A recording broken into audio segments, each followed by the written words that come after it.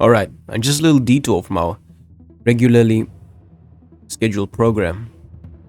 I told you guys that I was going to participate in the Salamence Suspect test, and lo and behold, I actually ended up achieving the requirements to have a vote. Not many people have qualified, but those who put in the effort, they get to have the say so as to what the future of Salamence is in the rarely used tier. And as I said in one of my videos, I shall be casting my vote for ban, and we'll discuss it a little bit later. Alright folks, and it didn't take long. It appears that the rarely used community really had a hatred for Salamence. I previously had discussed that I didn't think Salamence was a broken Pokemon in the rarely used tier by any margin. It was just a regular sweeper like any other, but a majority of the player base decided that nah, Salamence is actually a busted Pokemon. I'm just going to share some of my quick thoughts and opinions on Salamence in the rarely used tier and give the reason why I voted ban, although the reason is quite selfish if I do say so myself. But at this point it doesn't really matter, as many people might have had some valid claims to clamoring for a ban of Salamence. Well folks, in the rarely used tier I can think of a few reasons why Salamence was banned in the tier and deemed to be broken. One thing that I think is overlooked regarding Salamence is that its speed tier is quite good for the rarely used standards. After a single Dragon Dance, it's on par with the most common choice scarfer in the rarely used tier, being Galarian Zapdos. And with the Moxie ability, you could quickly get out of hand after a single Dragon Dance, and maybe chancing upon a KO. It could snowball the game very easily. In my opinion, was not the tipping point for Salamence. What made Salamence truly busted was the fact that it could terrestrialize and turn into any type that you feel is necessary. There's an ample amount of valuable priority in the tier, whether it be Entei's extreme speed, Bishop's Sucker Punch, and the main man, Mamoswine's Ice Shard. But with a single terrestrialize, if Salamence happened to get a Dragon Dance off and it terrestrializes into a type that does not get bopped by the priority, like Terra Steel for E-Speed and Ice Shard, or Terra Fairy for Sucker Punch, the fact that Salamence will avoid a potential KO from the priority attack, and potentially grab a second attack boost from the Moxie if it is to KO you in return. That kind of rhetoric can push Salamence somewhat over the edge. Also, indeed, as we know, Salamence has reasonably good stats all across the board. You want to ignore the special attack, so be it, but the HP and the defenses are not that bad, so one hit KOing it from a neutral attack at +0, or even some neutral specs attacks here and there, or banded attacks here and there, that was not an easy task to perform. Salamence also had its role on stall with Intimidate and Dragon Tail shuffling and roaring opponents out, and making use of that dragon typing to great success. The reason I do not believe that Salamence was broken in any stretch is because of the pros that I've mentioned. The fact that Salamence is a great attacker and can terrestrialize. There are an abundant amount of Pokemon in the rarely used tier that can do that exact same thing. Case in point, look at Eviolite Bishop. Bishop is very difficult to take down with the Eviolite boost, granting it many opportunities to set up a free Swords Dance, and it has strong priority in Sucker Punch. Now the fact that Bishop can terrestrialize out of its weaknesses on top of the Eviolite boost, might even accrue 2 Swords Dances from that position. Gyarados is another Pokemon with the Moxie ability, and sometimes Gyarados' natural typing can be a blessing, as it is not extremely weak to any priority attacks in the tier, like Mamoswine's Ice Shard for example. And the fact that Gyarados can terrestrialize just adds another layer of complexity to this attacking Pokemon.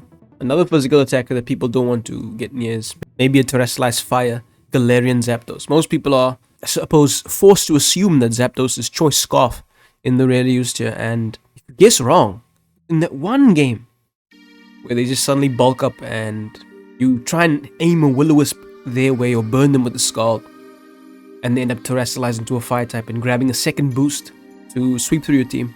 It's a very scary world out there. That's why I don't believe Salamence was unique in its sweeping capabilities. There were other sweepers wearing different clothes that could perform similar tasks depending on what the team needed. Salamence had reliable answers in the tier. If I'm arguing most of Salamence's power is coming from Terrasilize, it must be noted that many defensive walls could just Terrasilize out of their quote-unquote natural weaknesses to some of Salamence's attacks.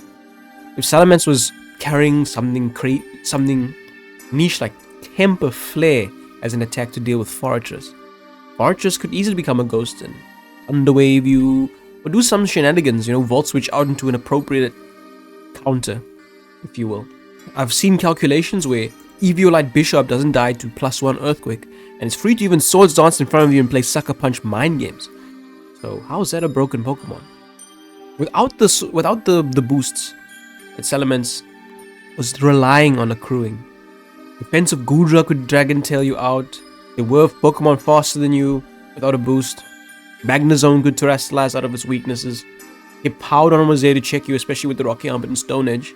Even after Dragon Dance boost, you had to pray that you would win a Speed type versus Galarian Zapdos. Umbreon, with its high defensive stat and foul play, could invalidate Salamence.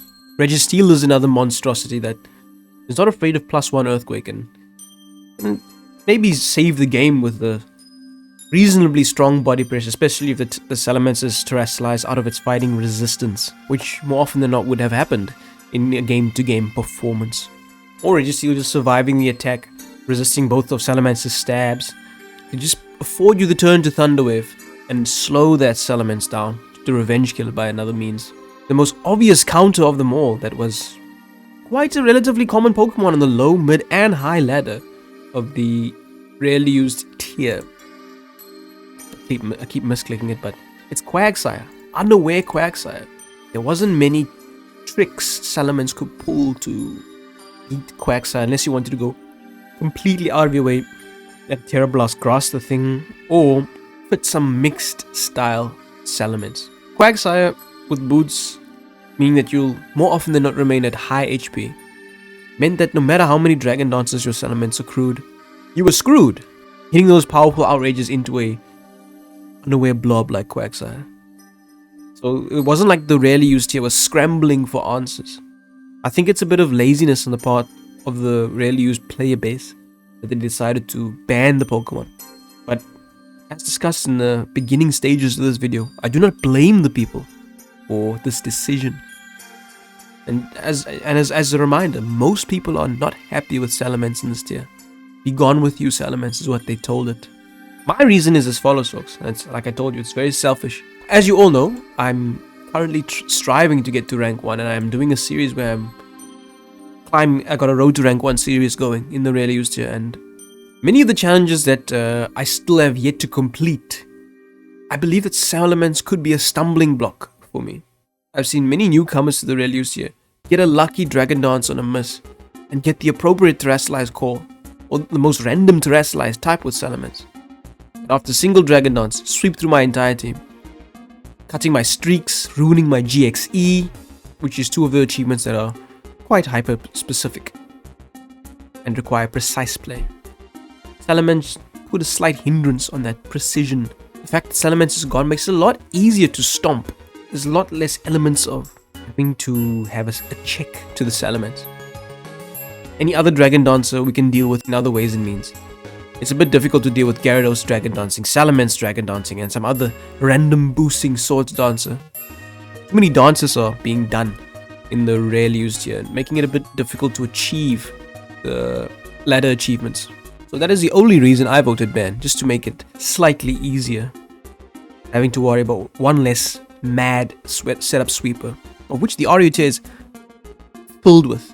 There are so many most of these Pokemon in the rarely used tier have ways and means to set up and spoil your day. Terrakion can Swords Dance, Zapdos can bulk up, Reuniclus can Carmine and Acid Armor and spoil the fun, Kleavor Swords Dances, Gyarados Dragon Dances, Gengar Nasty Plots, Gallade Double Dances as well, Crawdon Swords Dancing, Bishop Swords Dancing, Armarouge getting their weakness policy going, and the Carmines here and there as well.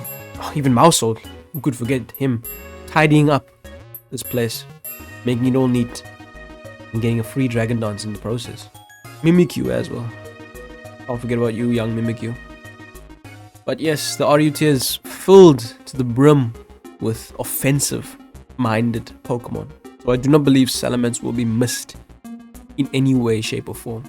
Salamence being gone, like I said, just makes the defensive backbone a bit more sturdy, knowing that you don't have to blow a Terrasilize to resist flying stab, potential heavy dragon stab in a boosted Outrage. That sounds like a miracle. It makes it. Final thoughts, folks. What do I believe will replace Salamence? It's not a Dragon Dancer. People are always looking for something where they can just mindlessly click a button and win the game on the spot. I think Cloyster is going to be the next Noob Stomper. Skilling Cloyster with the appropriate Terrasilize. Maybe Terrasilize Ground to invalidate Steel types. That Icicle Spear, even in onto a resist, it still does hit hard. And with Salamence gone as well, many of the defensive Pokemon, as we've alluded to quite in grand detail, I might say, but I'm going to mention one main man that's going to be bulking out and disrupting everybody in the real use is Slowbro. One less blow that the Slowbro has to face. It's not easy, taking on a boosted Outrage. And then in comes the next threat to Swords Dance, and you have to stay in and brave the weather as Slowbro. Be mindful of Slowbro getting a lot better in the tier. But that's all I'm going to say for now, folks. A little bit of a short and sweet one. We shall return with the Road to Rank 1, as I was advised by the RU tier leader to not participate on the ladder with my account until the voting is completed, and the voting is done, so we shall return to the ladder very, very soon. But let me know what you think about Salamence in the comments, folks. Do you think the ban was justified, or do you think it was an overreaction by the community? I do believe in my heart of hearts that it was an overreaction, but perhaps the system is kind of corrupt, where if you just feel you hate a certain Pokemon and it happens to get a suspect test, certain players can control the narrative of the tier. So far, I'm not too perturbed by that proposition. As always, folks, before we use out, be sure to leave a like and subscribe if you have not done so, as we shall be doing a lot more of these. And until next time, folks, we will be U-turning out. Thanks for watching.